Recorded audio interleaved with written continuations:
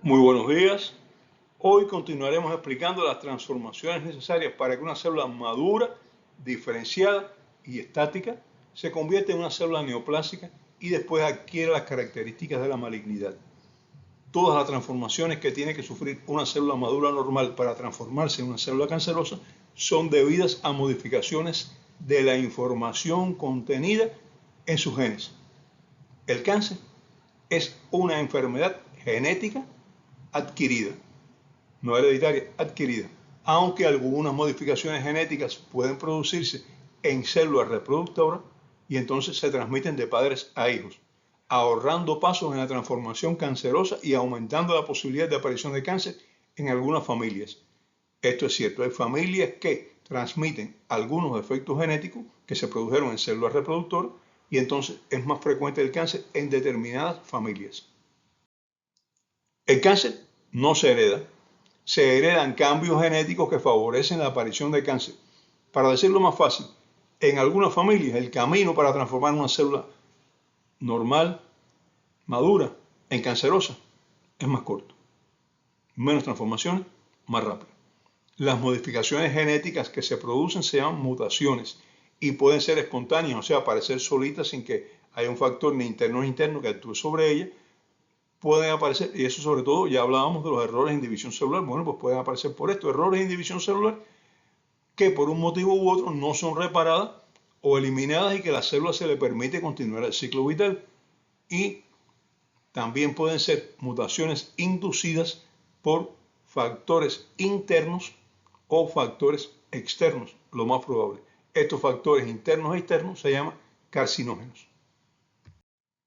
Cuando las células con mutaciones se reproducen, transmiten los errores genéticos a las células hijas. Pero estamos hablando de células hijas en un tejido maduro, no estamos hablando de padres a hijos, para que esté claro también. En las células hijas pueden aparecer nuevas mutaciones que se suman a las anteriores. Y si se transmitieron algunas otras que vienen ya de mutaciones familiares, bueno, pues son más. Vamos a ver. Tenemos mutaciones que aparecen de forma espontánea al dividirse las células maduras y que son más frecuentes mientras más veces se dividen estas células. Y eso explica que los cánceres sean más frecuentes a mayor edad. Primer grupo de mutaciones. Espontáneas, producidas sin factores que la determinen, solamente por dividirse las células y más frecuentes a mayor edad. Tenemos mutaciones producidas por daño en los genes por la acción, sobre todo de factores que pueden ser internos, causados por nuestro propio cuerpo, y hablaremos de ello, o pueden ser factores externos que actúan sobre los cromosomas, sobre los genes, modificándolos. Y estos son los más frecuentes. Entre ellos está el humo del tabaco, que es posiblemente el factor carcinogénico más agresivo. Están sustancias químicas, hay agentes físicos, etcétera, etcétera, etcétera, etcétera. Y tenemos mutaciones heredadas de la familia que por sí solas no causan cáncer, pero que ahorran pasos importantes en el proceso de transformación cancerosa. No se hereda un tipo de cáncer, se hereda la predisposición a padecer cáncer, aunque puede ser un cáncer relacionado con determinados tejidos u órganos más que con otros, puede ser también. Todas las mutaciones se suman para causar una transformación maligna. 3 tipos de mutaciones: espontáneas, inducidas por factores internos o externos, o heredadas. La suma de ellas lleva a una célula normal diferenciada a ser una célula cancerosa. Mutaciones espontáneas, factores carcinogénicos externos e internos y herencia. También la herencia explica los casos de cáncer en niños pequeños. Hay niños pequeños que tienen cáncer y esto se debe a que han heredado factores aceleradores del proceso. La transformación de una célula madura normal en una célula cancerosa es un proceso de múltiples y sucesivas mutaciones genéticas. El cáncer, repito, es genético, pero genético adquirido, no heredado. Veamos algunos factores internos más importantes. El proceso de envejecimiento acumula errores y la célula envejecida con sus telómeros más cortos tiene mayor susceptibilidad a que se produzcan errores al dividirse. Envejecimiento, un factor. Otro factor interno es la secreción de hormonas que en determinados cánceres pueden acelerar el proceso de división actuando como estímulos para el inicio del ciclo celular, porque muchas hormonas son señales de crecimiento celular y un exceso de algunas de estas hormonas facilita la aparición de cáncer. Se llama secreciones hormonales, segundo factor. Otro factor interno, pero muy relacionado con los externos, es la deficiencia de los sistemas de neutralización de sustancias tóxicas. cuando se producen sustancias tóxicas en el organismo o cuando llegan sustancias tóxicas de fuera, tenemos un sistema para detoxificarlas, eliminarlas, ¿no? Y si nuestro sistema falla, pues entonces puede favorecer la aparición del cáncer. Normalmente, como resultado de muchos procesos metabólicos, se producen en las células normales sustancias tóxicas, sobre todo las llamadas especies reactivas de oxígeno, o también se les llama agentes oxidantes. Ellos pueden oxidar compuestos químicos propios del organismo y pueden causar daño de consideración en el ácido desoxirribonucleico, que es el material con el cual están formados los genes. Y en las moléculas de ácido ribonucleico, que son las moléculas que llevan información hacia el ribosoma, ARN ¿de qué? Transferencia. El ribosoma está formado por ARN también, o sea, ARN mensajero. El ribosoma está formado por ARN también, ARN ribosomal. Los ARN que transportan los aminoácidos hacia el ribosoma, ARN de transferencia. Y entonces cualquiera de estos ARN puede ser modificado por sustancias tóxicas, por agentes reactantes, agentes reactivos de oxígeno. Y entonces ya al modificar el ácido ribonucleico se modifica bien la información que es llevada al ribosoma.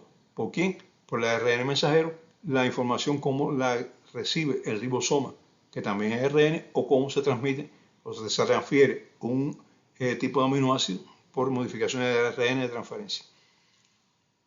Y también por la acción de estos factores oxidantes pueden modificarse las proteínas que ya están formadas. Además, muchos agentes externos son especies reactivas de oxígeno también y tienen que ser eliminados. Todos estos factores tóxicos internos y externos son inactivados por los sistemas de detoxificación que se encuentran sobre todo en el hígado, pero que también están en muchas células del organismo y ellos evitan el daño que se pueda producir. Otras sustancias potencialmente dañinas son neutralizadas por los diferentes sistemas de detoxificación en el interior de todas las células y sobre todo en las células hepáticas. La deficiencia de los sistemas de neutralización de sustancias tóxicas es otro factor interno que favorece la aparición de las neoplasias. Los factores externos son muchos, pero vamos a ver en general, la mayor parte vamos a verlos por grupos generales, no vamos a detallarlos porque son inmensos. Todos tienen un resultado común. Modifican la información contenida en los genes y, consecuentemente, al producir una mutación, favorecen la transformación de una célula normal en una célula cancerosa. Las radiaciones. Primero, tener en cuenta radiaciones. Es un agente físico. La exposición a radiaciones causa daño en el ADN en la célula que se está dividiendo sobre todo y estas modificaciones pues, pueden favorecer la aparición de cáncer. Estas radiaciones pueden ser de varios tipos. Tenemos, por ejemplo, las radiaciones atómicas, que ocurren en trabajadores que están en centrales atómicas, en trabajadores de investigación atómica, etcétera, etcétera, etcétera, científicos que trabajan con material peligroso, material radioactivo, por exposición accidental a estos materiales de cualquiera de estas personas, o aparecen en la población general cuando, en caso de accidentes nucleares, Chernobyl, o en caso de bombas atómicas, Hiroshima y Nagasaki, que se vio un aumento exagerado de los casos de cáncer en estas áreas después de exposición a radiaciones atómicas. Exposición a radiaciones X, rayos X, aparecen trabajadores de la salud que no toman las precauciones adecuadas y que entonces reciben una carga de radiaciones X muy importante, trabajadores sobre todo del área de radiología, aunque la imagenología cada día utiliza menos radiaciones X y a menor cantidad, pero bueno, todavía es un factor a tener en cuenta. Y también en las personas a las que se le han realizado múltiples radiografías, no tanto con las técnicas modernas, con las técnicas modernas ya la cantidad de radiación es mínima, sino con técnicas antiguas sobre todo. La exposición a radiaciones por radioterapia a pacientes con cáncer, estamos tratando de un cáncer, se le da radioterapia y también esto modifica el ADN. Ya tenemos radiaciones atómicas, accidentales, de tipo posición por bombas atómicas, por accidentes, etcétera, etcétera. Tenemos radiaciones X, tenemos las radiaciones también que se dan como parte del tratamiento oncológico y nos quedan las radiaciones más importantes, las radiaciones que en primer lugar producen más cáncer. ¿Cuáles son? Bueno, las radiaciones ultravioletas del sol. Esto explica que el cáncer más frecuente en el mundo es el cáncer de piel, es el cáncer más diagnosticado. Y la exposición a radiaciones solares ultravioletas, sobre todo de 10 de la mañana a 4 de la tarde, son más intensas. y por tanto aumenta la posibilidad de padecer de cáncer de piel. Algo muy importante, cuando el cielo está nublado nosotros pensamos, está fresco, puedo exponerme más porque no hay radiaciones solares. No, no hay radiaciones luminosas, no hay radiaciones tal vez de otro tipo, pero la ultravioleta atraviesa las nubes sin problema de ningún tipo. O sea, la exposición a radiaciones ultravioleta es la misma, esté el día nublado o no esté el día nublado. Y es peor con el día nublado porque no sentimos el calor del sol y las radiaciones entonces las recibimos sin darnos cuenta que estamos expuestos a este tipo de radiaciones.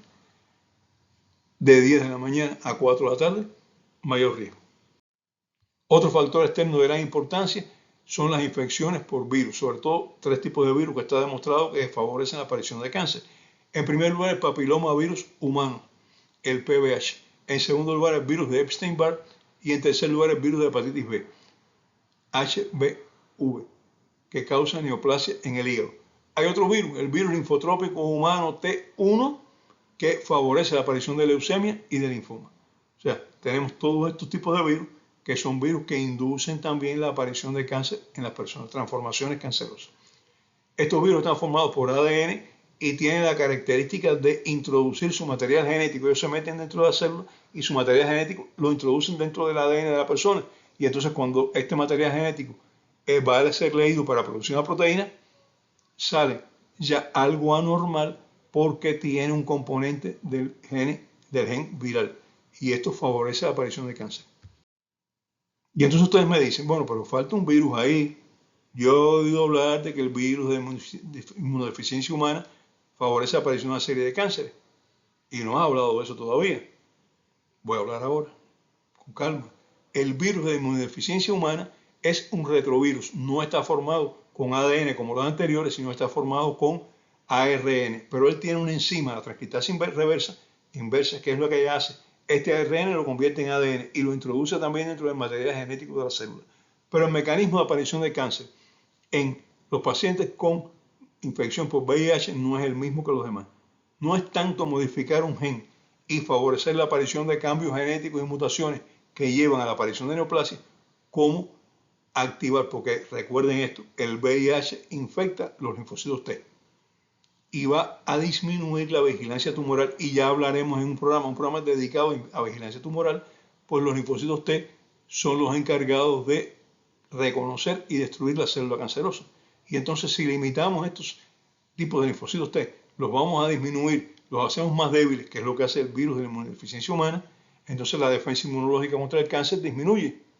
Y ahí aparecen los cánceres en los pacientes con VIH-Sida. Es un mecanismo diferente, por eso lo separamos. Vigilancia antitumoral deficiente. Tóxicos. Existen muchas sustancias tóxicas en nuestro entorno capaces de modificar la información genética y facilitar la aparición de cáncer. Uno de los factores más importantes es el humo del tabaco. Contiene aproximadamente unas 700 sustancias consideradas tóxicas para el organismo. Pero de estas 700, al menos 70 se ha demostrado que tienen relación directa con la aparición de cáncer. Hablamos de radiaciones. Y el tabaco contiene varios elementos radioactivos en cantidad variable. Eso depende de la tierra en la que se sembró, depende de los fertilizantes utilizados, pero contiene, entre otros, polonio y pequeñas cantidades de uranio. Y este es como si estuviéramos ahora, cada vez que respiramos el humo del tabaco, estamos metiendo material radioactivo dentro de nuestros pulmones, en la boca, en la laringe, en la faringe, en todos esos lugares, y estamos facilitando la aparición de cáncer porque estamos introduciendo radiaciones atómicas dentro del organismo, dentro de los pulmones. Nitrosamidas e hidrocarburos policíclicos son dos sustancias contenidas también en el humo del tabaco y que están relacionadas muy bien con cambios genéticos capaces de inducir la aparición de cáncer. Una característica, estas dos sustancias están presentes también en carnes ahumadas, y la segunda, los hidrocarburos policíclicos, también está presente en carnes asadas. Nitrosamina, hidrocarburos policíclicos, humo del tabaco, carnes ahumadas, hidrocarburos policíclicos, humo del tabaco también, y carnes asadas, benceno, amoníaco, ácido cianhídrico, plomo y arsénico son otras sustancias que también están contenidas en el humo del tabaco y que son capaces de inducir la aparición de cáncer. Bueno, es muy importante, no importa que no fume, no importa que usted no fume, si fuma su compañero de trabajo al lado, o fuma un familiar en la casa, o usted permite que fume el que está con usted dentro de un local cerrado, usted tiene el mismo riesgo que ellos. Y hay quien dice que hasta más riesgo. El fumador pasivo tiene por lo menos tanto riesgo como el fumador activo. Así que, no, si usted no fuma, no deje que nadie le fume cerca, porque no hace nada con no fumar. No está recibiendo el placer y se está recibiendo el daño. El tabaco se ha relacionado con cáncer de pulmón siempre. Siempre que decimos tabaco, cáncer de pulmón. Pero causa neoplasia en otras localizaciones, por ejemplo, vejiga, sangre. La lesión amiloide aguda está relacionada con el tabaco, cuello de útero, sí, cuello de útero también, colon, recto, esófago, riñón, hígado, tráquea, boca, garganta, páncreas, estómago y laringe. Siga fumando tranquilamente o siga al lado de aquella persona que está fumando, pero conozca muy bien qué riesgo tiene, a qué se está exponiendo cuando usted está inhalando el humo del tabaco porque usted fuma o porque fuma otra persona al lado. Otro factor tóxico importante que no lo relacionamos generalmente con el cáncer es el alcohol. El alcohol puede inducir mutaciones genéticas y por tanto facilitar el cáncer. Pero lo más importante, el alcohol afecta los sistemas de detoxificación hepática.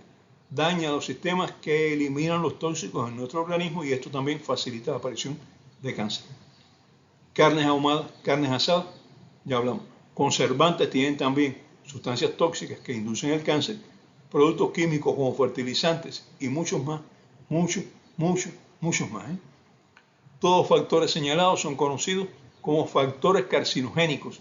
Cáncer, geno, producir factores que producen o facilitan la aparición de cáncer. Y el daño principal radica en que ellos actúan directamente sobre la información genética produciendo mutaciones, porque tienen capacidad de mutar sustancias químicas, de transformar sustancias químicas, de provocar reacciones químicas no previstas. Dos mecanismos contribuyen a evitar el daño en los genes o a repararlo. Y es muy interesante, pero ya este tema vamos a dejarlo para el próximo programa, porque nos hemos extendido bastante. Así que muchas gracias. Hasta el próximo programa. Nos vemos.